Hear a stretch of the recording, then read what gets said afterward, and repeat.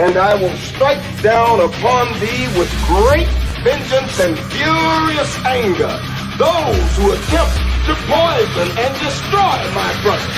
And you will know my name is the Lord when I lay my vengeance upon you.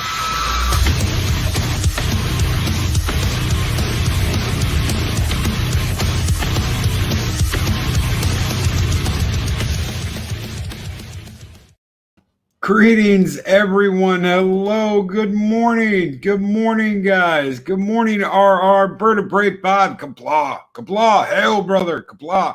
Mark the Infinitely Tired. Captain Trek. Good morning, Captain Trek. Tyrant Beard. Good morning. Lady Mist. Good morning, Samantha Joe. One of my wrenches. Good morning, Samantha Joe. Shia Storm Dragon. Hail. How are you doing, Shia? Kathia Star, good morning. Good morning. Adiga Outlaw, the Doc Holiday of YouTube. Hail, brother. Hail.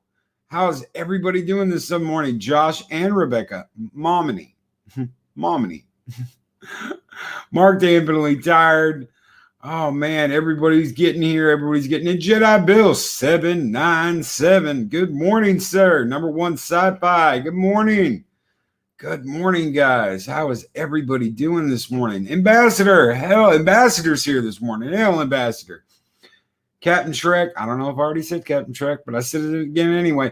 Purple Lady, good morning. The other half of my wrenches of doom. The Valkyries. The Valkyries are here. Oh, Sit Room, good morning. Good morning, Sit Room. How is everybody doing this morning? We are getting it together here. A little slow start this morning.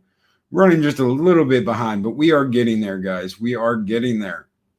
So I've got a wonderful guest today, as you can tell from the ticker. Welcome, Trek A. Welcome our great guest, our great guest, Trek Ace. That guy says, good morning. What's his face, Mick? Whatever. Hail, Fenrir Fire, Knight of Ren. Good morning, guys. So I'm going to bring on our guest. I met him on a panel the other night, talked to him. Great guy, wonderful guy. We're going to talk some stuff. We're going to talk some Trek. Trek Ace, how are you doing? I am good. Still half asleep, but I am good. It's different doing morning show, isn't it? Yes, it is, and I'm a night owl, so. Oh, dude. Yeah, I am too. But Usually I'm up around 3:30 in the morning and then back up at 6. So I was like, hell, I'm up. Why not do a morning show? Yeah, it's a good point. Nobody else was doing a morning show then. So yeah. I was like, hell, might as well get up and do a morning show. Call it Mornings of Mischief. Yeah. Oh man. So we got a chance to talk the other night, and you got a really positive view about Star Trek, and we talked some Trek. And no, we're not going to talk about Picard, besides the fact that CBS stole shit from Shutterstock and used it in their show. We're not going to talk about Picard.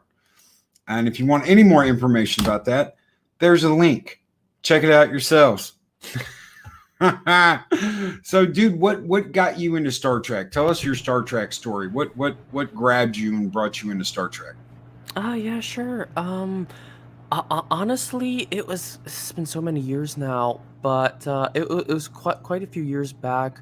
Probably maybe like 7 or 8 years, something like that by now, I want to say. And I'd always watched my dad watching the original series and a bit of the Next Generation on TV, and especially when I was much younger, I always, of course, I found it weird and I didn't really understand it, and I found it kind of boring. But then it was some time back then that I finally went ahead. I took the time to actually sit down and watch some of it after a while, and I found I really enjoyed it. And so from that point, I watched through a lot of the original series with my father, then watched through the entirety of the Next Generation before heading on to Voyager and then to Deep Space Nine. And through all of that, I developed a deep love for the franchise and an absolute passion for it, and just could not get enough of it. Like a lot of us, huh, guys? And I'm sure a lot of people out there in chat have a similar story. You know, I same thing, man. Anytime when I was a kid, I got to stay up late. It was because I was staying up late watching Star Trek with my dad. So that love of Trek and sharing Trek, I'm right there with you. So, was there anything in particular about it that grabbed you when you saw it, when you were watching it for the first time? Anything that just reached out and grabbed you and said, "You need to watch more of these"? I I don't know. It's been a long time, and I have an infamously bad memory. But I don't know. It was unique. It wasn't like any other sci-fi really out there that I'd seen before. It wasn't.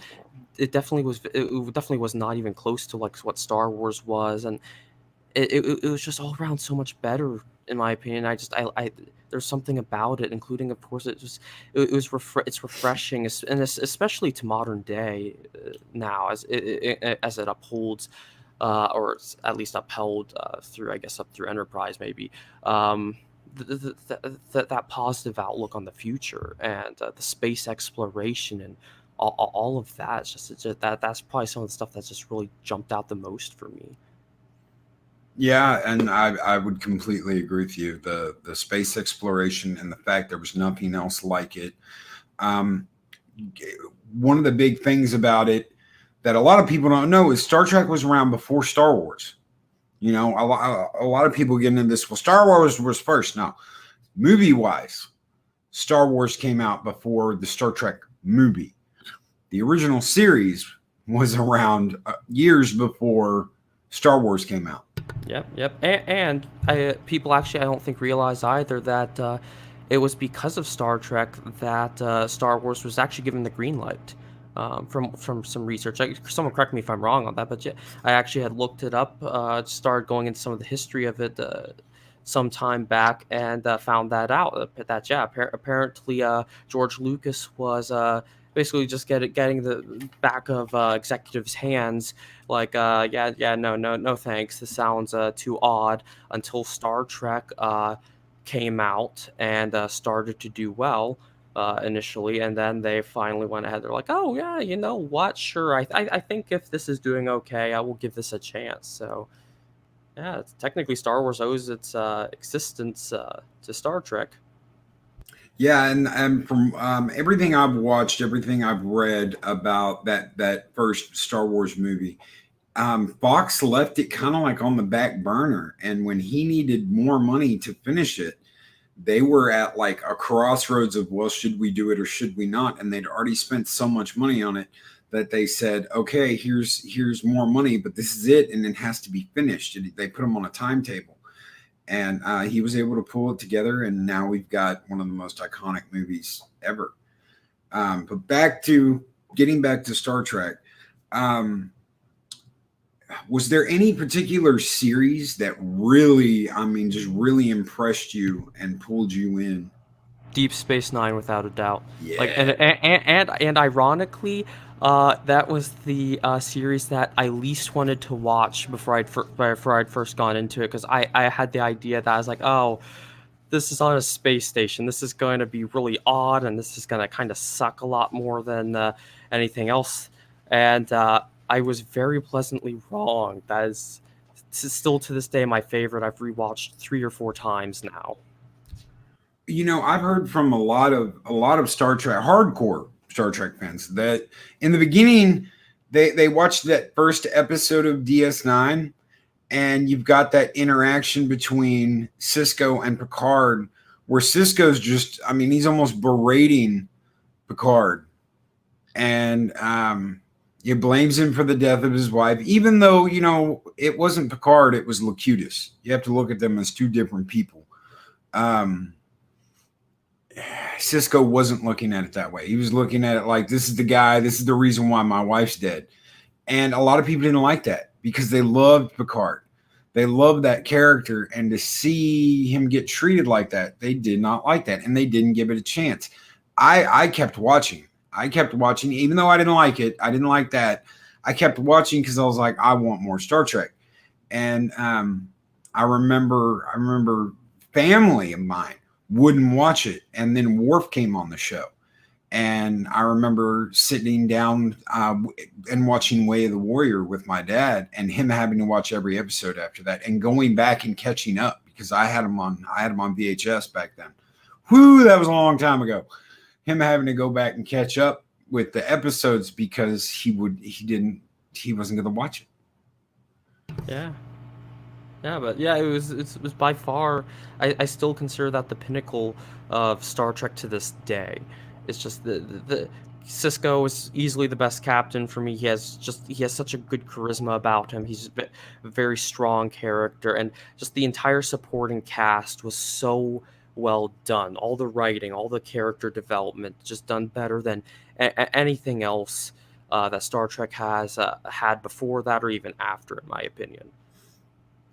Well, you also had some really big up and comers attached to that. And I'd like to specifically point out Ronald D. Moore, who went on to do BSG, the reboot of Battlestar Galactica.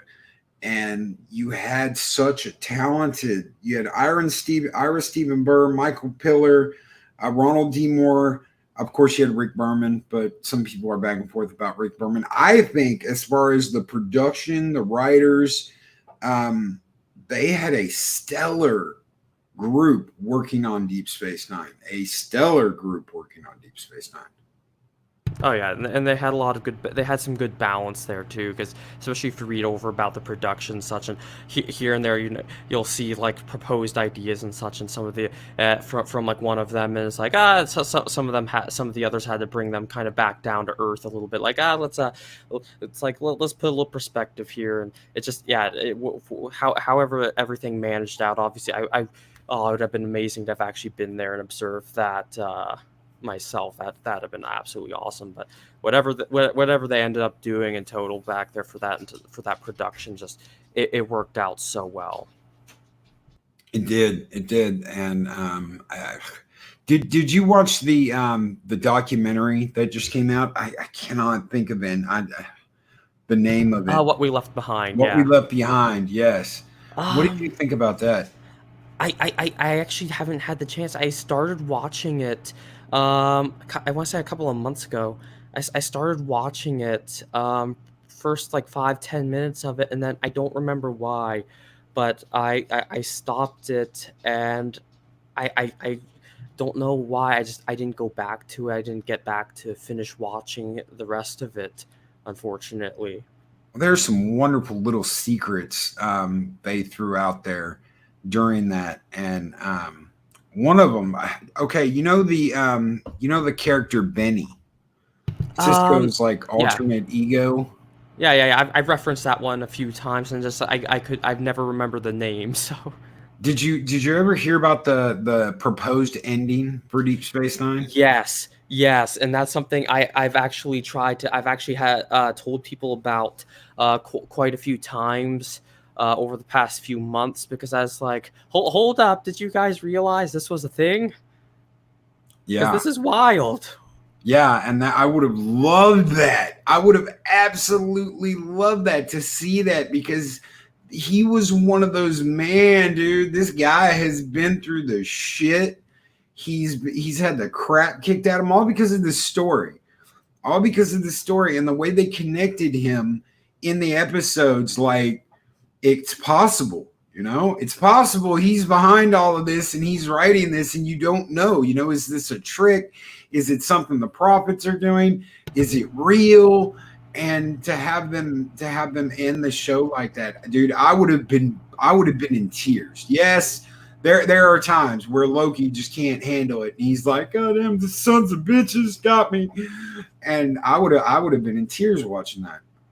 Oh yeah, I personally though, for my stance on that, I don't think it would have gone over well. I think that would have actually, I think, set Star Trek up in flames, straight up, just because of the fact that would have essentially decanonized the entire franchise, because that would say that Deep Space Nine was a dream, and because of that, people might go like, well, it's just Deep Space Nine. It's like, well, all the other franchises, all the Star Wars, or no, not Star Wars, Star Trek series do have some sort of crossover with each other. Deep Space Nine has crossover with both the next with all three of the other series, actually. Next Generation, with having Worf on, Picard at the very beginning, stuff mentioning the Enterprise, things like that.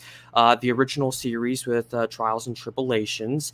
And even Voyager, because Yep. Voyager's pilot episode was actually on Deep Space Nine, where they introduced Harry Kim and I want to say Tom Paris, on there, who was trying to Emissary, help or him. was it not emissary? The what was the name of that episode? It's the name of the guy they meet in the Delta Quadrant. Yeah, yeah. Caretaker. The Caretaker. Yes, thank you, Caretaker. Yeah. Starts out on Deep Space Nine. You're absolutely right. And Harry Kim and Tom Paris are in Quarks. Yeah. So yeah, they've all crossed over. I love Trials and Tribulations. It's probably one of the top, at least top 5, if not the best episode to me, because of Kirk and Spock, and I loved Dax. The way Dax is like, but I know him. Yeah, I would love to have seen him in his prime. I'm like, dude. It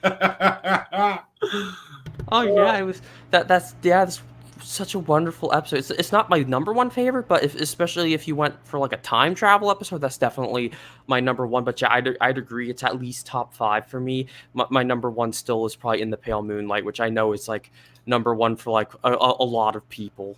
Because that just, oh my gosh, just the writing was fantastic. I love how the Cisco handled things with that, and like, you know what, I can live with this. It's like, I'm doing this.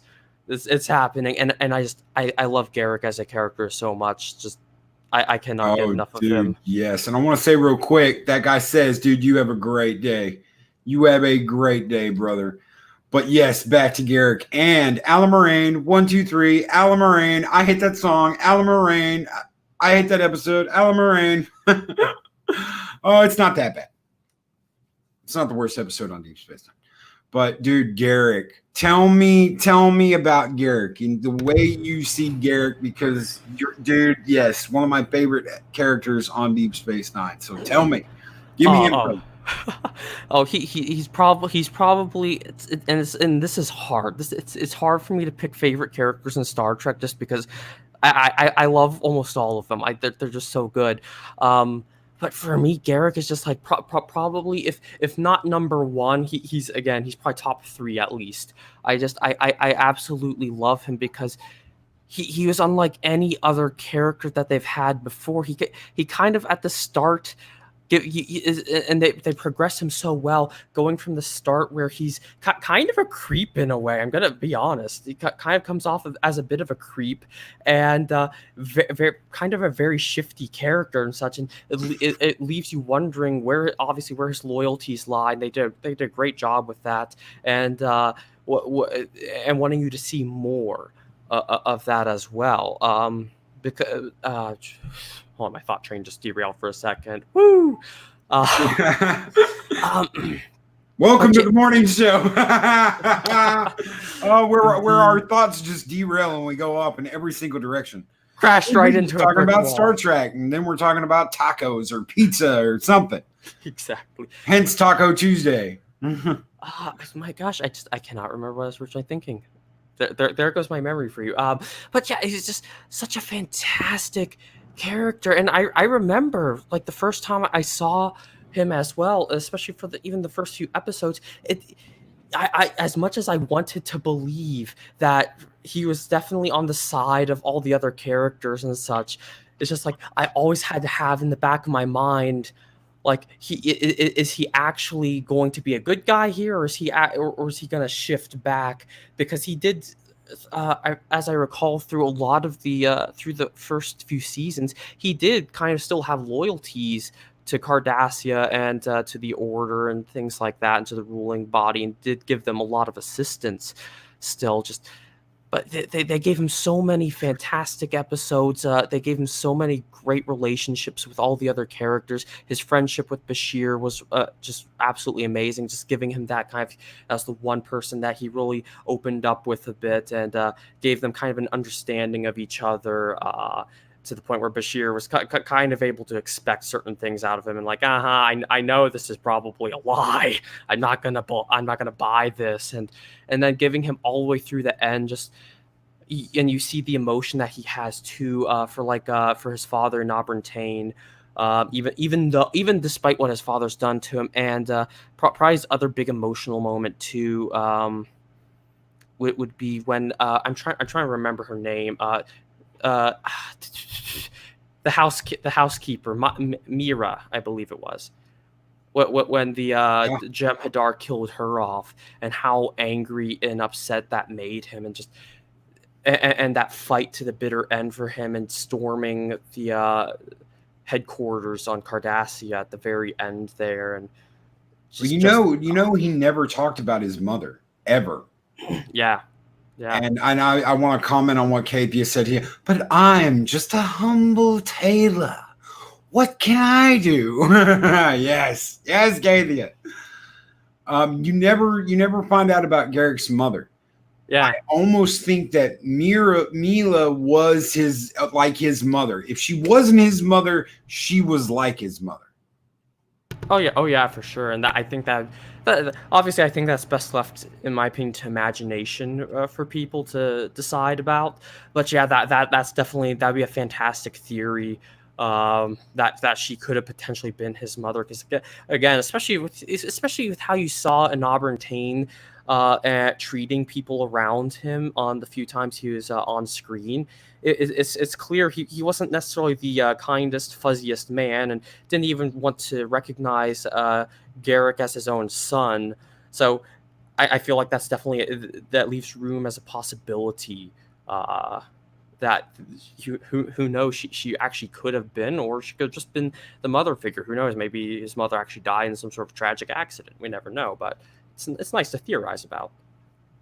Yes, it is. And guys, really quick, I know we're all going through crap, and I know we all have our own stuff going on, and lockdown, and everything's insane. If you can help out Captain Trek, his GoFundMe is posted in the chat.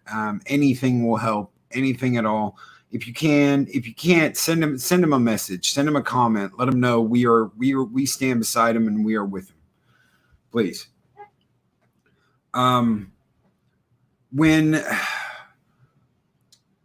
I was watching Garrick's relationship with Bashir, and he was, I think it was the episode where that chip in him was going bad.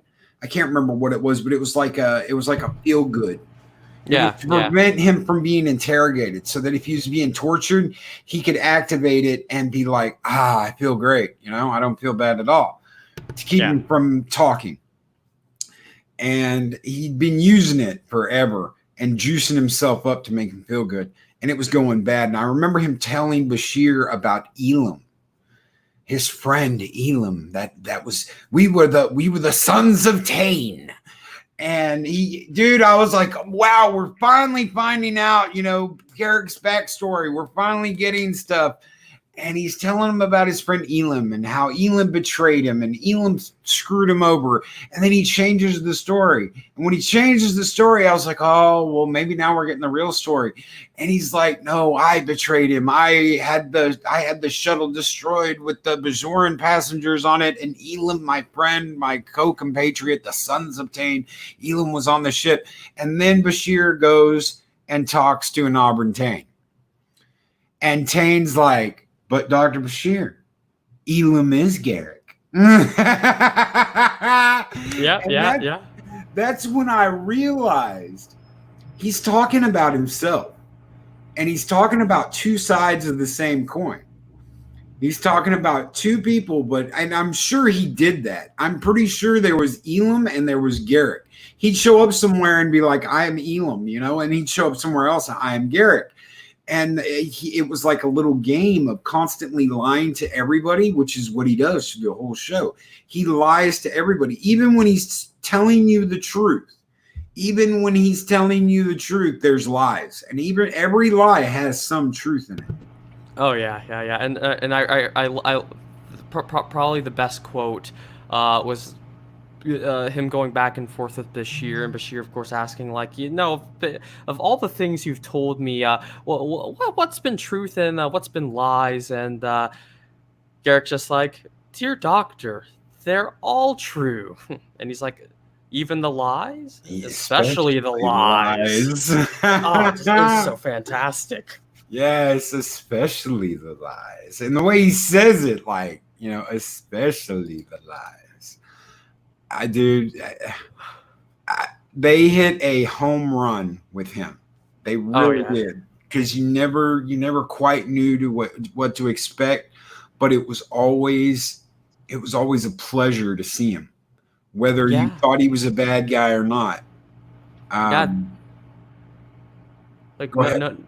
sorry, like just there's just no other character that they've ever done like him, and I don't think they could have. I don't think they'll ever be able to really pull off another one quite like him. And heck, I can't even see. Obviously, you could say this about any character, but it's just like I can't. Especially now, I don't think anyone else besides Andrew Robinson could have even pulled off the character. Just he just was absolutely perfectly suited for that role.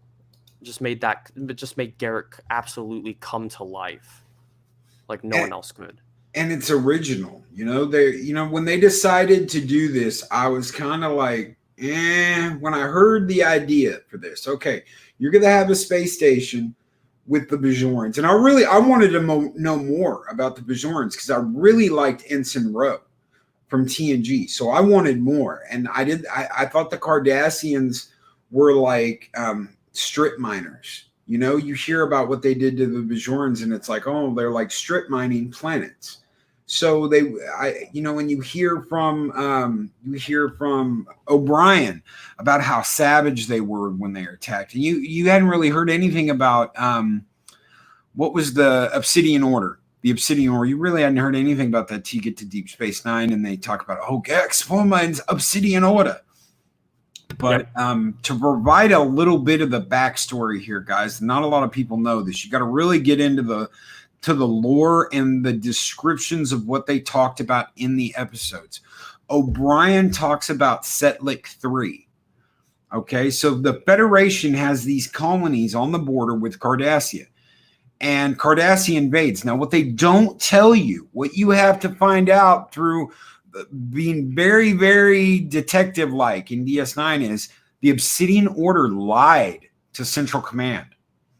The Obsidian Order told Cardassian Central Command that the Federation was planning an invasion into Cardassian space and that the jumping off point was Setlik 3. Central Command had no idea that the Obsidian Order was lying to them. And the reason why the Obsidian Order did this was because they knew if they could grab as much territory as possible in an initial invasion, the first thing Starfleet would do was try and make peace.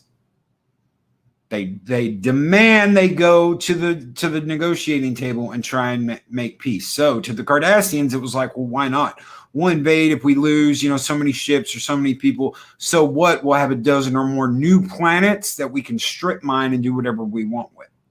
So the Order lied to Central Command. So when you think about it, the Cardassians as a people got used by the Obsidian Order to do their bidding. And that is the kind of depth I want in Star Trek. Yeah, exactly. And building off of what's already been laid out. Like I think they have, again, I consider, again, out of any franchise, I consider Star Trek to be the most unique. Not even just for how they portray things with story and sci-fi, but just in the sense that it's pretty much an infinite universe to explore, full of all kinds of races and characters and ideas that you'll never really get entirely to the bottom with. And you can go back and you can revisit all kinds of things. Like, we still haven't really gotten there's so many races that are well known, but we still haven't gotten really good looks into them yet. Let's see, Tholians, Andorians, the Breen.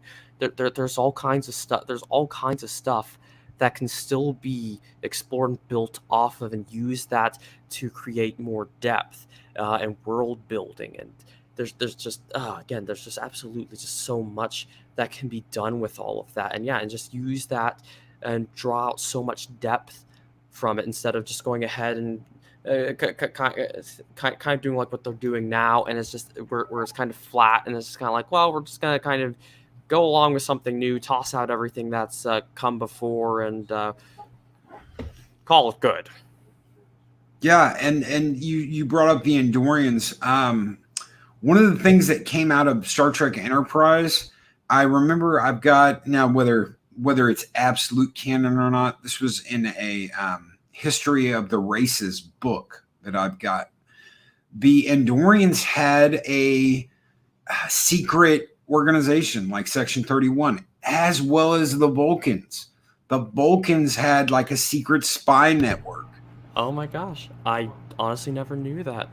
Well, they give you a little hint at that in that monastery when they're monitoring the Andorian communications in that monastery in Enterprise. Yeah. And I think that's the first episode where we get oh man, I can't believe I forgot his name. The main Andorian in Enterprise. I can't believe I forgot his name. Anyway. I'd help you on this one. I still have yet to see all of Enterprise though. Okay. But they both have a secret organization like Section 31, like the Tal Shiar Obsidian Order.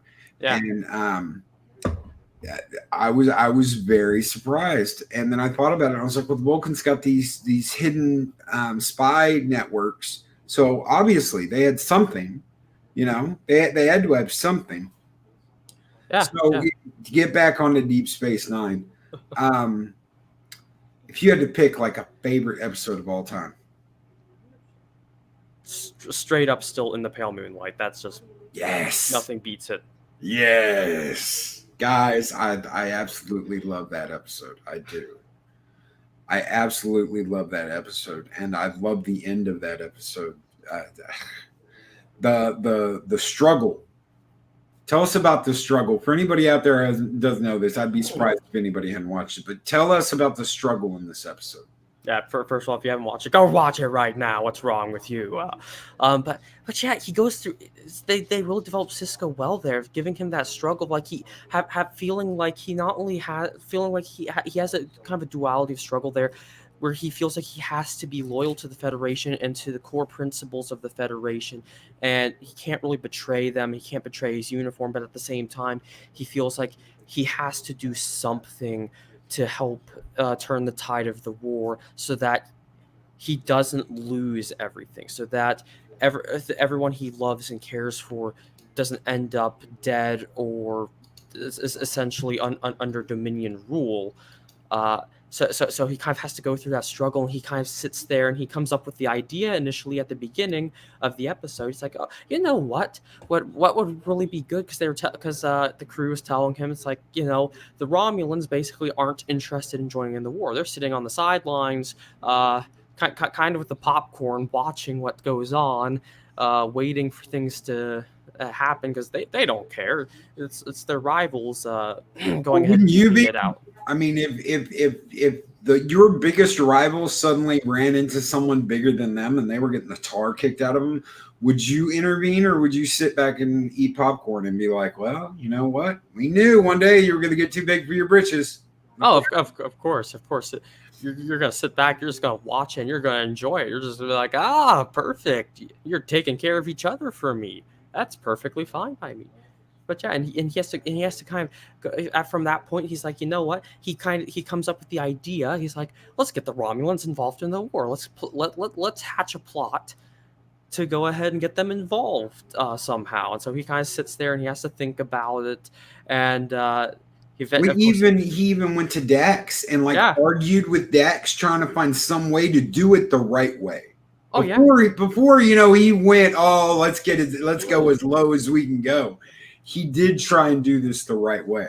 Yeah, exactly. And then he went ahead. He finally was like, okay, this is clearly not going to work quite as well as I was hoping initially. So he went to Garrick. And it was right at that point that he made a commitment to go ahead and see that through. It's like, you know what? It's like we're going into this. I'm going to the shadiest man around to get this done. It's happening. And so he goes to Garrick, and and again through this whole thing, he has to kind of question, and at every misstep that occurs, and everything that he has to amend and adjust. And he's like, you know what? It's like, here's what I'm thinking. Can you help me out? Garrick, of course, has more than enough ability to see him through that, and they keep going along together, and things keep happening. He has to bribe Quark to go ahead and keep him from filing a complaint against one of the people Garrick brought in. Garrick ends up, of course, murdering that guy, as well as murdering the Senator Vreenak, I believe it was. Yeah. Yeah. And Cisco has to, like, through all of that, kind of settle things for himself, and of course during this whole time this is just being recounted from him doing a personal log, and that was his way of kind of going ahead and examining things and justifying what happened. And of course at the very end, I think pretty much everyone who's watched this has practically memorized these lines. It's like, basic question, he's like, I can live with this, right? And then he goes ahead and he sits there and thinks for a moment, and then of course he repeats it again. He's like, I can live with this. And then of course one more time he's like, I can live with this. And then of course he goes ahead and he's like, computer, delete that entire log, and it cuts from there.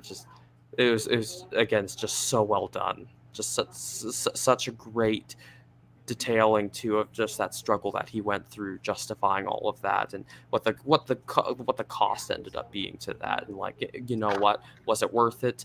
Yeah, sure. This is why Cisco is my favorite captain of all time, guys. A lot of people will argue that to death. No, he wasn't. Oh, well, to me, he was, because he says something very early on that echoes through this entire show. When he knocks Q on his ass, and Q says, "You hit me. Picard never hit me." And he said, "I'm not Picard." Picard would have never done this. Oh yeah, for sure. Picard is such a stark contrast from Cisco, because Cisco is willing to go ahead and get rough, and be willing to get upset, and go ahead and get his hands a bit dirty, whereas Picard is too much the gentleman, and too diplomatic, and that's just not his style. He would have watched the Federation burn.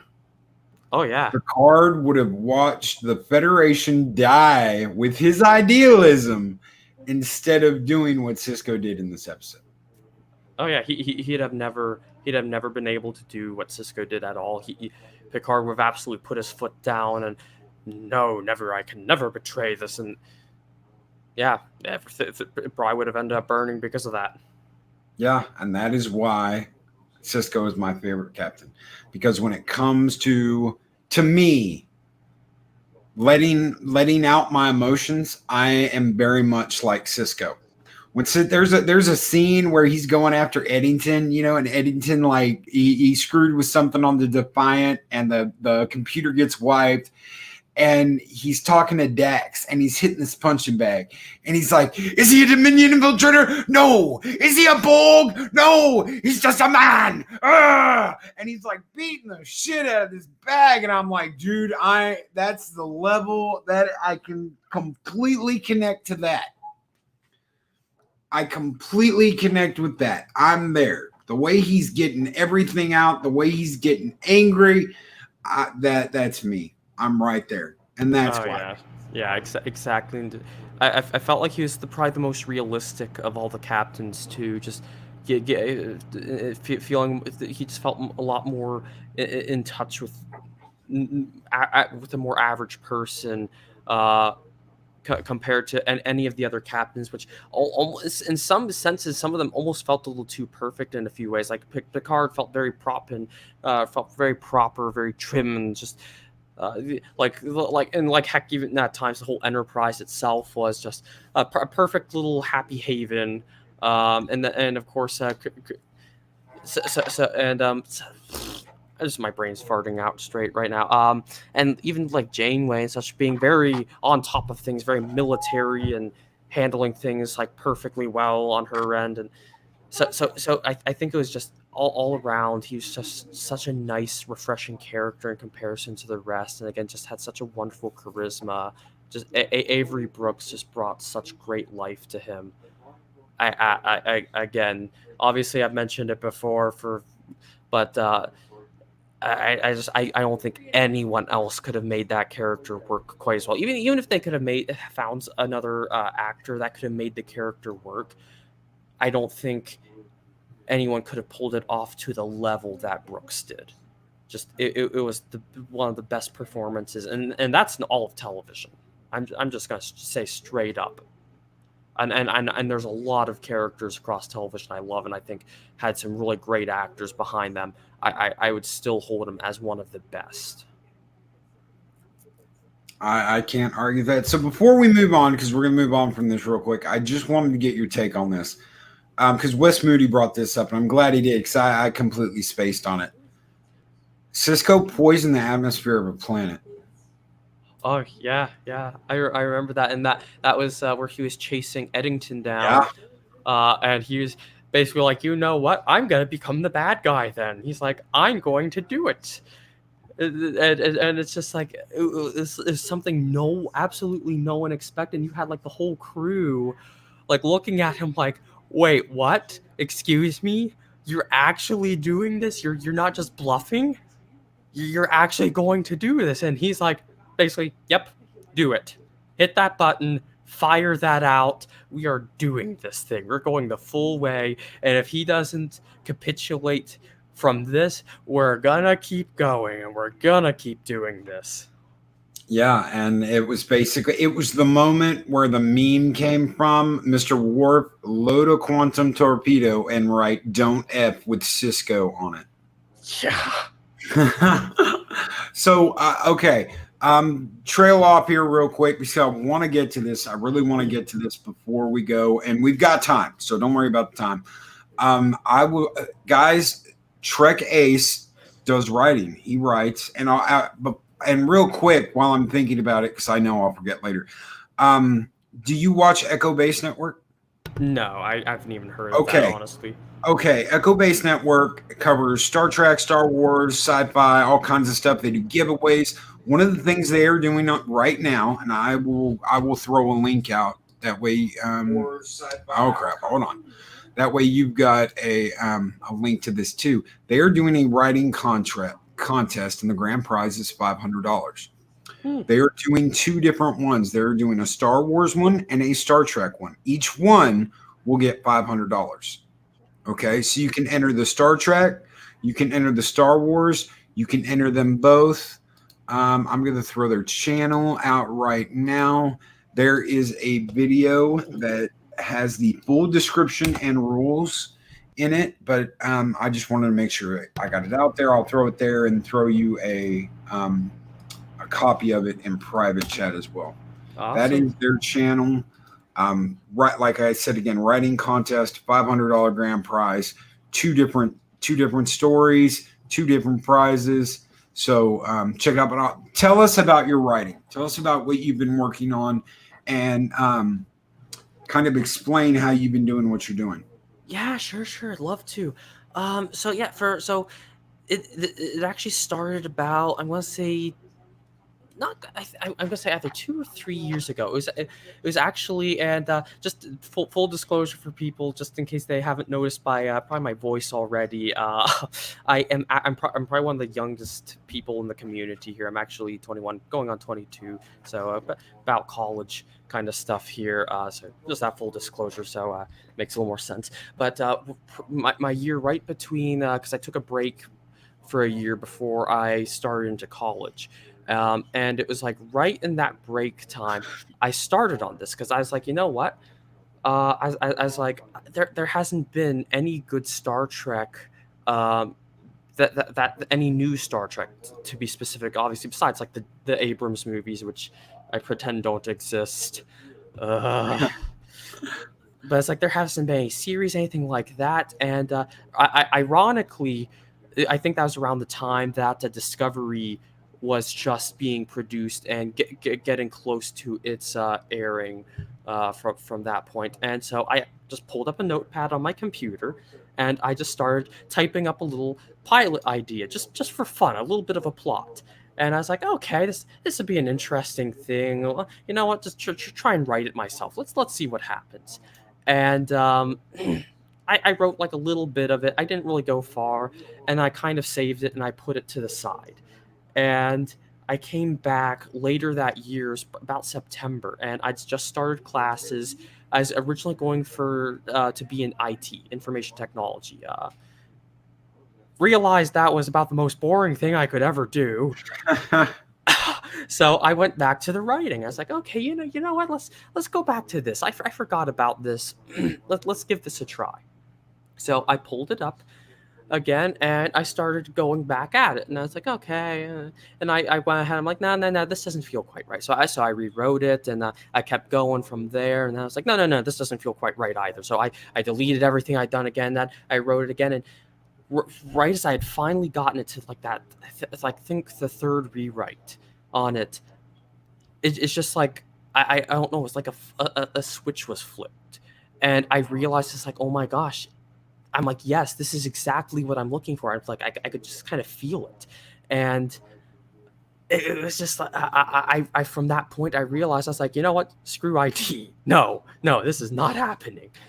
Kept with the degree until like summer because I don't know why I decided to, uh, but from that point on. I kept up with it, and I was like, I love this. I love the creative, and I kind of realized I was like, this is kind of what my mind was designed for. It's just my mind is so hyperactive. It runs amok almost 24/7. It like never even shuts down. Oh yeah, you It's got you got bouncing monkey disease. See, a oh lot of yeah, us have that. The monkeys are bouncing in our head, and yes, they're singing. yes. They're singing songs, and they're like chopping redwoods down, and you got music. Uh, They're like playing ACDC in the middle of the night.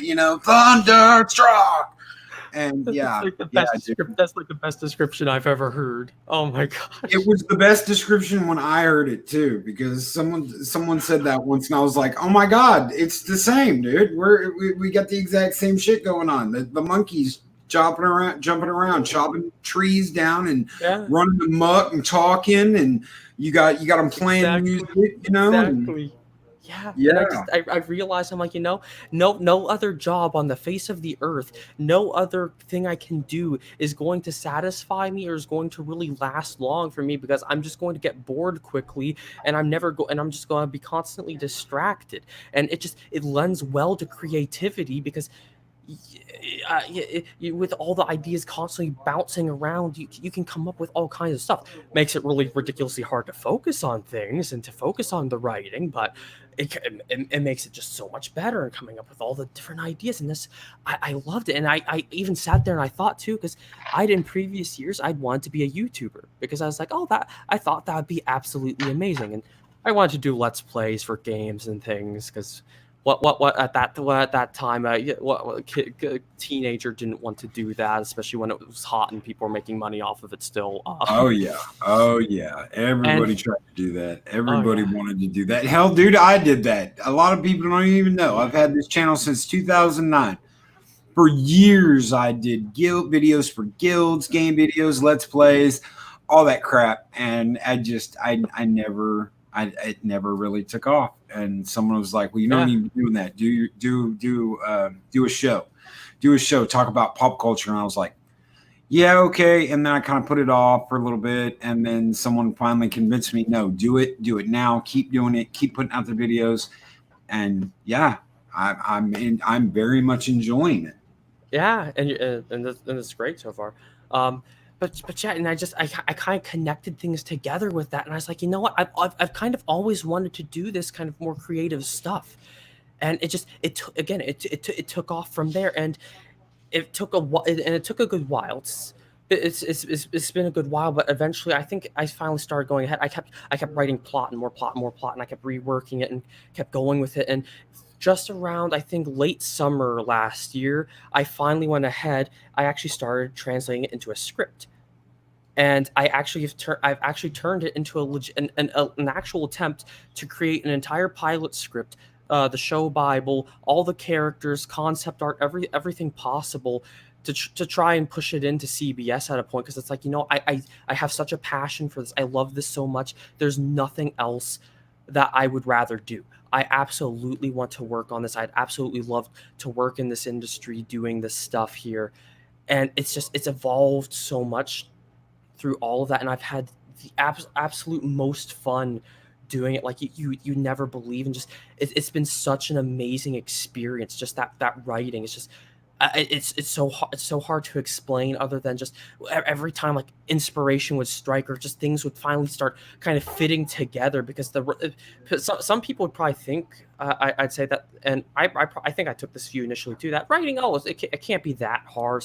It's not too bad, but it takes, especially if you want to do it well, it takes so much to come up with everything. And it's just over time, it's just amazed even myself how it's kind of gone from a simple idea to to kind of just developing everything, and creating so much depth and complexity with it, and all the characters I've come up with so far, and just I'm absolutely in love with all of it. And that's where I have that's part of where I have such a passion now, especially for the franchise as a whole, and wanting to be able to also share that with people, because I fall in love with it myself, and I feel like I want to give everyone else a chance to be able to fall in love with that stuff too, And like if you want, I'd love to share some details with it too. I mean, Yes, please, please. And you want to do it here right now? yeah, sure, Yeah, share, please. gladly. Um, but yeah. So first of all, for anyone who doesn't know, I've actually tried to give some updates and talk about this a bit on my Twitter, because that's where I've been trying to get some following for it. Because for me, I personally don't think, with how they're currently doing, just as a quick disclaimer, I don't think as they're currently doing Star Trek, I don't think it's a good way. I think they're finally starting to realize, I think a little light starting to leak through into their dense skulls over at CBS, that this is clearly not something people want. And realistically, I think, heck, I think community support is probably one of the best ways to go about this. But that aside, I decided to call it Project Legacy, because I felt like that was probably the best way to describe it. Because the actual title of it, I decided to call Star Trek Legacy. And yes, I know, for anyone who's going to say this, there is a game with that exact same title, and I figured that out after I came up with the name, and I was like, you know what, screw it, I'm just sticking with this for now. You ever play I'm that game? lazy at renaming things. No, I have not. It's actually kind of interesting, because it goes through all the shows. So you get TOS, TNG, Deep Space Nine, Voyager, and Enterprise. Gotcha. So I'll have to check it out at some point. Yeah, but that's what, at least for the working title, is currently called for me with that. And of course, I decided to name the ship USS Legacy, because that's what, like, why not? And actually, part of the idea where that came around was because I was like, you know what? Not only would it be an interesting idea as part of going into like a 25th century, and kind of an honoring of Starfleet's history, with the ship itself, but as just as the franchise itself and all the series, I felt like that was a nice way to kind of honor all the past series too, with that name. Like, just Star Trek itself has had such an impressive legacy behind it, that I was like, that's absolutely perfect for it. And of course, it's an absolute love letter to Deep Space Nine. That's where most of the inspiration has been Deep Space Nine. Unlike current Trek 2, it has respect for canon. Unlike current showrunners that I could name, it has respect for the fans. Unlike current showrunners I could name that are called Michael Chabon. Shitty bon, shitty bon. Exactly. And it's it actually takes place early 25th century, because I was like, it's just shift it forward a century, about 35 years after the end of Deep Space Nine and Voyager, because I felt like that'd also be a good way to give a reasonable explanation to technological advances that coincide with not only our own advances and ideas, but our own capabilities with like visual effects and things like that. So it's like, instead of trying to be like, oh, it's just another 10-year later thing. And it actually started as another enterprise too. So I'm glad I changed that. That would have probably been a terrible idea. I'm trying to think how to start with this.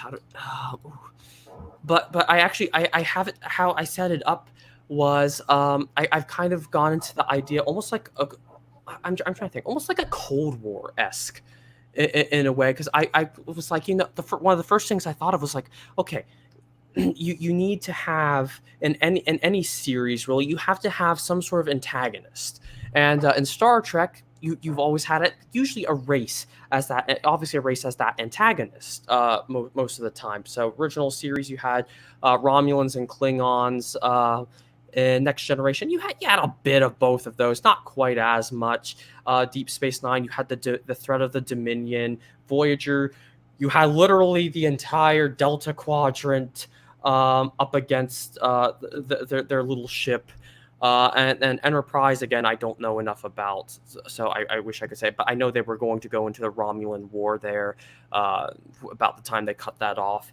So I was thinking, I was like, okay, so what would be perfect? And again, going back to Deep Space Nine, I came up with the perfect solution, and I love the species now so much, the Breen. Yes. Yeah, the Breen, dude. They When the Breen came in DS9, I was completely impressed. Never turn your back on a Breen. Yeah, they're just so shady, so shifty of characters. That even by the Romulans' standards, even the Romulans consider them treacherous. Even the Romulans are like, you know what? You should never turn your back on these guys. They're going to shoot you. They're going to stab you straight in your back. And just all the little context clues throughout, like Deep Space Nine too, because I feel like the Breen, I wanted to see more of them, because they were going ahead. They dropped so many clues about them, including like you, for example, you got the idea that they were potential mercenaries, from Quark and Rom discussing when they had to go save Ishka.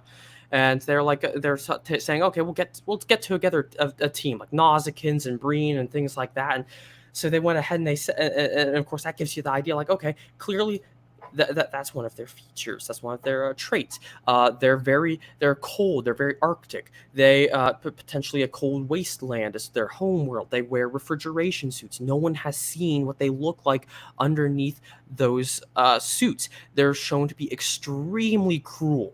Of course, having the neural truncheons, and going ahead and in the episode where Ezri Dax and Worf get captured by them, just getting shocked to death by those things and just beaten to death, about half to death by them. And showing again that they are very power hungry. They are very bold. They went ahead and directly attacked Earth, just straight up, balls to the wall.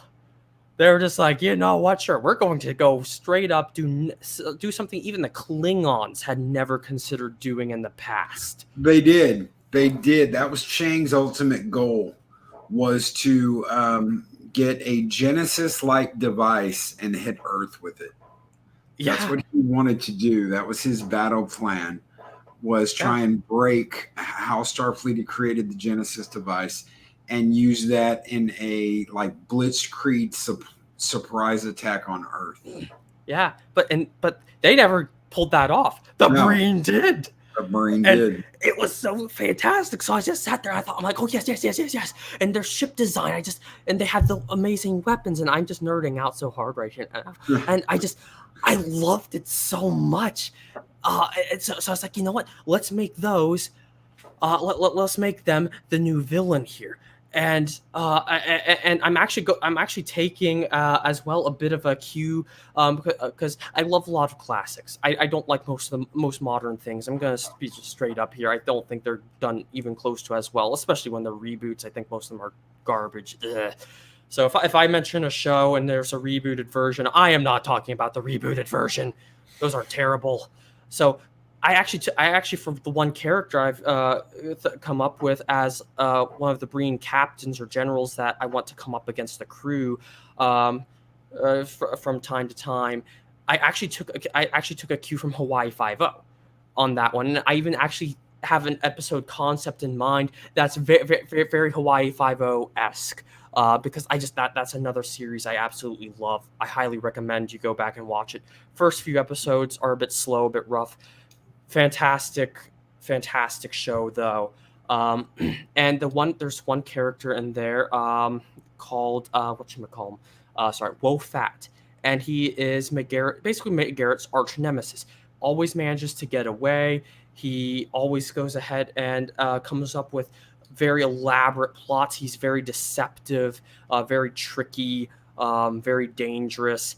And so it's like, oh, I kind of want to theme this Breen kind of a bit after him and kind of give that relationship with the entire crew, and just I just all these ideas and kind of putting them there as like that center to this whole conflict and such, and just again make them super just really balls to the wall, just like they are bold, they are tough, they are like you thought the Borg were scary. These guys are just as tough. They will go ahead. They will laugh at the Borg themselves. They will take care of them perfectly fine. Just I set that up. I love that. I have so many different races that I've wanted to come back with. One of them, the Tholians.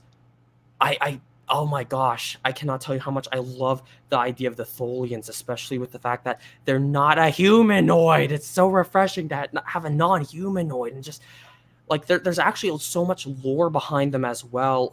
Most of it's non-canon, unfortunately. Like they actually came from, including their entire planet, from another galaxy, which was just like, oh my gosh, so amazing, such an amazing idea behind it, you know. And sorry if I'm rambling on a bit with this. No, it's okay. It's okay. That's why we're here, brother. That is why we're here. So let me ask you something.